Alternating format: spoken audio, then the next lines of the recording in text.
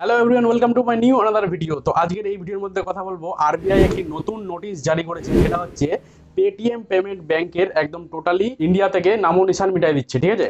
তো সেটা জিনিসটা কি তোমাদের অবশ্যই এই ভিডিওর মধ্যে দেখাবো, ভিডিওটা সম্পূর্ণভাবে দেখো। আর যারা পেটিএম পেমেন্ট ব্যাংক ইউজ করছো, মানে যাদের অ্যাকাউন্ট রয়েছে, সেভিং অ্যাকাউন্ট, কারেন্ট অ্যাকাউন্ট এবং সেগুলোতে লেনদেন করছো, তাদের ক্যাশগুলো কি হবে। পেটিএম ব্যাংক কিন্তু টোটালি বন্ধ হতে চলছে, ঠিক আছে। তো কবে লাস্ট ডেট রয়েছে, এটার যে অ্যামাউন্টগুলো রয়েছে সেগুলো বের করার, তো সম্পূর্ণ এই ভিডিওর মধ্যে বলবো, ঠিক আছে। Day before the union budget gets announced on the 1st of February. Consistent non-compliance, that is what RBI in a press release has imposed some restrictions on Paytm Payments Bank. তো দেখতে পেলেন প্রথমে ভিডিও যে কি হয়েছে এই Paytm payment ব্যাংকের সঙ্গে, সেটা নিয়ে আজকের এই বড় সড়ো ভিডিও বানাচ্ছি আপনাদের জন্য, ঠিক আছে। তো দেখো, ফেব্রুয়ারি 29 তারিখ 2024, ঠিক আছে, মানে ফেব্রুয়ারি মাসের 29 তারিখ অবধি যাদের এই পেটিএম পেমেন্ট ব্যাংকের টাকা রয়েছে বা অ্যামাউন্ট রয়েছে ওয়ালেটে বা সেভিং অ্যাকাউন্টে বা কারেন্ট অ্যাকাউন্টে, যার যেটা অ্যাকাউন্টে টাকা রয়েছে, সেই টাকাগুলো আপনারা এখান থেকে আইএমপিএস করুন বা কাউকে ইউপিআই দিয়ে ট্রান্সফার করুন বা কারো অ্যাকাউন্ট নাম্বারে ট্রান্সফার করুন। কিন্তু ফেব্রুয়ারি মাসের 29 সালের আগে কিন্তু এই টাকাগুলো আপনাকে ট্রান্সফার করে নিতে হবে, না হলে কিন্তু এই টাকাগুলো আপনি আর ইউজ করতে পারবেন না, টোটালি কিন্তু ক্লোজ করে দিবে। এরপরেও যদি আপনারা না পারেন, তাহলে লাস্ট ডেট আরেকটা দিয়েছে, যেটা হচ্ছে মার্চের 15 তারিখ 2024 সালের, এটা হচ্ছে লাস্ট ডেট। এই ডেট কিন্তু আর চেঞ্জ করা যাবে না। তো আমরা চেষ্টা করব যে ফেব্রুয়ারি মাসের 29 তারিখের আগেই সমস্ত টাকাগুলো এখান থেকে ট্রান্সফার করে নেবো এবং অ্যাকাউন্টগুলো খালি করে নেবো, ঠিক আছে। এবার ধরো পেটিএম পেমেন্ট ব্যাংকের আমরা যে অ্যাপটা রয়েছে, সেই অ্যাপটা কীভাবে ইউজ করবো, যে পেটিএম ব্যাংকের যে সেভিং অ্যাকাউন্টটা, সেটা কিন্তু টোটালি বন্ধ হয়ে যাবে এবং পেটিএম ব্যাংকের যারা ধরো অন্য কোনো একটা ব্যাংক লিঙ্ক রাখবে, সেই ব্যাংকটাতে কিন্তু টাকা ট্রানজ্যাকশন করতে পারবে। আর তারপর হচ্ছে যে ফেব্রুয়ারি 29 তারিখের পর আপনারা ফাস্ট্যাগও ইউজ করতে পারবেন না, ইউপিআইও করতে পারবেন না, ট্রানজ্যাকশনও করতে পারবেন না, ডেবিট কার্ডও ইউজ হবে না, ঠিক আছে। আবার ট্রেনের, ফ্লাইটের যত সমস্ত টিকিট রয়েছে, সমস্ত কিছু টোটালি ব্যান্ড হয়ে যাবে 29 ফেব্রুয়ারি। এই নোটিশটা কেন জারি করেছে, দেখুন, সব ব্যাংকের কিন্তু উপরে রয়েছে আরবিআই ব্যাংক, ঠিক আছে। আরবিআই ব্যাংকের পাওয়ার রয়েছে সেকশন 35A, এই পাওয়ারটা রয়েছে আরবিআই এর হাতে, ঠিক আছে। যে কোনো ব্যাংকে ক্যান্সেল করতে পারে এবং যে কোনো ব্যাংকের লাইসেন্স যে রয়েছে ক্যান্সেল করতে পারে, এবং যে কোনো ব্যাংক যে ডুবে যাচ্ছে সেই ব্যাংকগুলোকে নিজের হাতে করে সেটাকে আবার পুনরায় কিন্তু চালু করতে পারে, ঠিক আছে। আরবিআই এর কিন্তু এটা পাওয়ার রয়েছে। আর দ্বিতীয়ত হচ্ছে, এই পেটিএম পেমেন্ট ব্যাংকে কিন্তু এর আগেও 3-4 বার কিন্তু নোটিশ দেওয়া হয়েছে যে তুমি যে ট্রানজ্যাকশনগুলো করছো সেগুলোর আমাকে রিপোর্ট দাও, ঠিক আছে। 2013 সাল থেকে এটা কিন্তু স্টার্ট হয়েছে।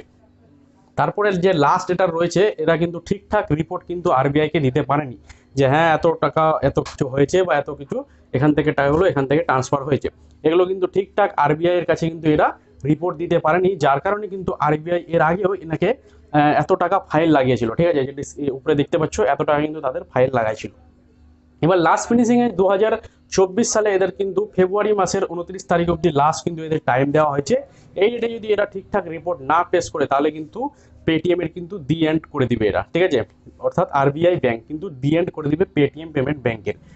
এর আগে কিন্তু আমাদের যে মালদা ডিস্ট্রিক্টে আমরা রয়েছি, মালদা ডিস্ট্রিক্টের থেকে অনেক কিন্তু ফ্রড হয়েছে। এটা কিন্তু ছোট্ট একটা উদাহরণ বলছি, যে পেটিএম বিসি গুলো যারা দিচ্ছিল, তারা কি করেছিল, ধরো কোনো একটা সিএসপি দিয়েছে, অর্থাৎ বিসি দিয়েছে, সেই বিসির আইডি অন্যজনকে দিয়েছে এবং ওই বিসি কি করেছে, কাস্টমারের ফিঙ্গার দিয়ে অনেকগুলো ট্রানজ্যাকশন করেছে। ট্রানজ্যাকশন করার পর সে টাকাগুলো সেটেলমেন্ট করে পালিয়ে গেছে, ঠিক আছে।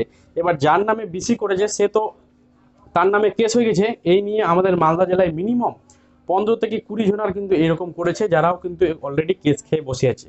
তো পেটিএম পেমেন্ট ব্যাংক একসময় খুব ভালো ছিল এবং সবাই এটা ইউজ করছিল, সেভিং অ্যাকাউন্ট হোক, কারেন্ট অ্যাকাউন্ট হোক। এর থেকে সুবিধাজয়ী ব্যাংক কিন্তু অনলাইনের মতন ছিল না, ঠিক আছে। তো 2014-15 সাল থেকে মনে হয় খুবই চলছিল এই পেটিএম পেমেন্ট ব্যাংকটা। এমনকি আমরাও এই ব্যাংকের অনেক ইউজ করেছি, রেফার করেছি, আর্ন করেছি, এমনকি ক্যাশব্যাকও পেয়েছি তার অতিরিক্ত, ঠিক আছে। এই ব্যাংকের অতিরিক্ত কিন্তু ক্যাশ পেমেন্ট পেয়েছি। আর বর্তমান সিচুয়েশনে এই ব্যাংকের কিন্তু লিঙ্ক পাওয়া গেছে চায়নার সঙ্গে, যার কারণে কিন্তু আরবিআই এটা কিন্তু বিশেষ করে ওর নোটিশ করেছে যে হ্যাঁ কিছু তো একটা গড়বড় করছে এই পেটিএম পেমেন্ট ব্যাংক। এবং যখন এরা তদন্ত করে দেখে, তখন কিন্তু লিঙ্ক পায় যে চায়নার মধ্যে একজন বসে রয়েছে, সেই চায়নার সঙ্গে কিন্তু এই পেমেন্ট ব্যাংকের লিঙ্ক পায়, যার কারণে কিন্তু আরবিআই এটা জানুয়ারি মাসের 31 তারিখের নোটিশটা কিন্তু জারি করেছে, ফাইনাল নোটিশ, ঠিক আছে। এবার এই পেটিএম পেমেন্ট ব্যাংকের সিও দেখতে পাচ্ছেন এ রয়েছে, আর চায়নার যে এর শেয়ার কিনে রয়েছে সেটা হচ্ছে এ, ঠিক আছে। এই দুজন মিলে কিছু তো একটা ঘোটালা করছে, যার কারণে কিন্তু ইন্ডিয়ার মধ্যে এই পেটিএম পেমেন্ট ব্যাংকটাকে বন্ধ করা হচ্ছে। ঠিক আছে, এবার তোমরা বলতে পারো যে আমাদের যেগুলো টাকা রয়েছে সেই টাকাগুলো কিভাবে আমরা ইউজ করব। তো ফেব্রুয়ারি মাসের 29 তারিখ অবধি যত আপনাদের অ্যাকাউন্টে ক্যাশ রয়েছে এবং ওয়ালেটে যে ওয়ালেট মানি রয়েছে সমস্ত কিছু আপনারা এখান থেকে ট্রান্সফার করে নেন। ট্রান্সফার করার পর তবু যদি আপনারা এই পেটিএম পেমেন্ট ব্যাংকটাকে ইউজ করতে পারেন, ধরুন এই অ্যাপটা যদি এই পেটিএম পেমেন্ট ব্যাংকের অ্যাপটা ইউজ করতে চান, তাহলে সেই ব্যাংকের নিচে একটা অন্য ব্যাংক লাগাতে হবে। যেমন তুমি পেটিএম পেমেন্ট ব্যাংক ইউজ করছো আর আমাদের একটা সেভিং অ্যাকাউন্ট রয়েছে পেটিএম পেমেন্ট ব্যাংক, ঠিক আছে, সেটা তো বন্ধ হয়ে যাবে। তোমার যদি স্টেট ব্যাংকের একটা এই অ্যাকাউন্ট থাকে সেই অ্যাকাউন্টটা কিন্তু পেটিএম ব্যাংকের তুমি যুক্ত করে কিন্তু UPI transaction account two account করতে পারবা। ঠিক আছে, এটা কিন্তু থাকবে। দ্বিতীয় হচ্ছে এই ব্যাংক কোনো ক্রেডিট কার্ড দিতে পারবে না, আর টোটালি ডেবিট কার্ড যেটা রয়েছে সেটা তো একদম টোটালি ক্লোজ হয়ে যাবে। পেটিএম পেমেন্ট ব্যাংকের যে আগে নাম ছিল সেটা হচ্ছে 197, কিন্তু পেটিএম পেমেন্ট পুরনো নাম। ঠিক আছে, আগের নাম ছিল 197, তারপরে এটা হয় পেটিএম পেমেন্ট ব্যাংক। তো পেটিএম পেমেন্ট ব্যাংক হওয়ার পর তবে কিন্তু এই সমস্ত সব এই ঝোল করছে। ঠিক আছে, তো আপনাদের অবশ্যই আমি জানিয়ে দিলাম এই ভিডিওর মাধ্যমে, আর যাদের টাকা রয়েছে তারা কিন্তু অবশ্যই সরিয়ে নাও। ভিডিওটা কেমন লাগলো অবশ্যই আপনারা চ্যানেলটাকে সাবস্ক্রাইব করে বলবেন, আর কমেন্ট কিন্তু অবশ্যই করবেন যে কার কার এই পেটিএম পেমেন্ট ব্যাংকে অ্যাকাউন্ট রয়েছে, তারা কিন্তু অ্যাকাউন্টের যত টাকা রয়েছে সমস্ত টাকাগুলো কিন্তু সরিয়ে নেন। ঠিক আছে, আর দেখা হবে আবার নেক্সট ভিডিও, ততক্ষণ দেখতে থাকো জাহাঙ্গীর।